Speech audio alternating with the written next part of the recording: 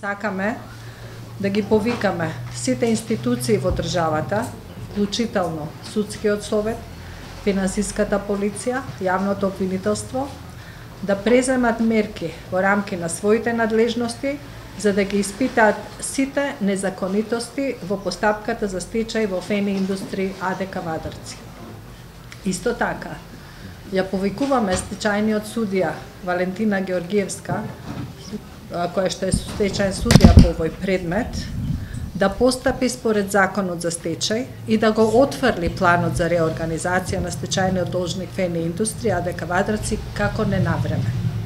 На 10. мај Global Special Opportunities, истата фирма со која е склучен и договорот и која што ги преземала побарувањето од уверителите, до Основниот суд од Велес поднел план за реорганизација и овој план е поднесен 72 дена после одржување на извештајното собрание од 7 февруари, односно 12 дена после рокот. На овој начин сторена е формална повреда на законот за стечај. Стечајната постапка е судска постапка и стечајниот судија морал да го отфрли планот како ненавремен веднаш откако бил доставен, односно да не го доставува понатаму на било какво постапување.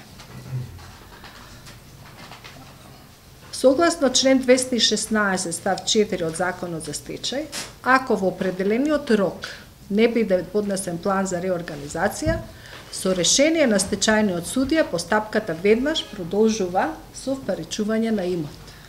На 10.5, значи истиот ден кога е поднесен, Одборот на доверители во состав GSOL, Цементарница Усје, ТАВ Македонија, Раде Кончар и директорката на Управата за јавни приходи, донеле одлука со која се дава позитивно мислење за планот на реорганизација на стечајниот должник. Мораме да напоменеме и да нагласиме, и ова е многу силен аргумент, уште еден аргумент зошто не треба да се усвои овој план, а тоа е дека при носењето на оваа одлука директорката на Управата за јавни приходи гласала против.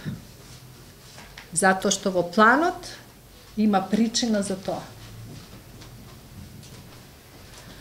И тука станува збор за надмирување на побарувањата од државата. И тука стечајниот управник исто така укажал на оваа работа во своето изјаснување. На 31.1.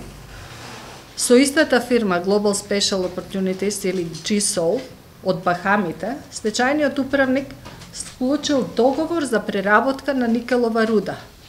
Од договорот, покрај се друго за што зборувавме минатиот пат, произлегува дека предмет на закуп не се само технолошките капацитети како предмет ствари, туку се и работниците. Ова е неверојатно да се третираат како предмет и дека можат да бидат дадени под залог. Врз кој закупецот има право на целосна контрола, надзор и управување. Сето тоа на основа на договор на закуп, што е апсолутно незаконски и зашто досега никој не реагирал. Ако вака остане состојбава, дека ФЕНИ нема да трае подолго од септември или декември оваа година, дека тие вработени ќе останат на улица, дека овој гигант ќе биде прогласен за нерентабилен, дека Република Македонија ќе го изгуби ФЕНИ и дека тие луѓе што денеска ги купуваат со минимална плата, затоа што најлесно се манипулира со сиромашните, дека тие истите луѓе ќе дојдат да побараат помош. Ние имаме проблем кој што е многу поголем од Скопје 2014.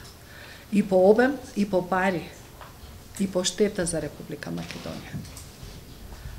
И затоа укажуваме денеска да се обрне внимание на ова, затоа што утре ќе биде доцна.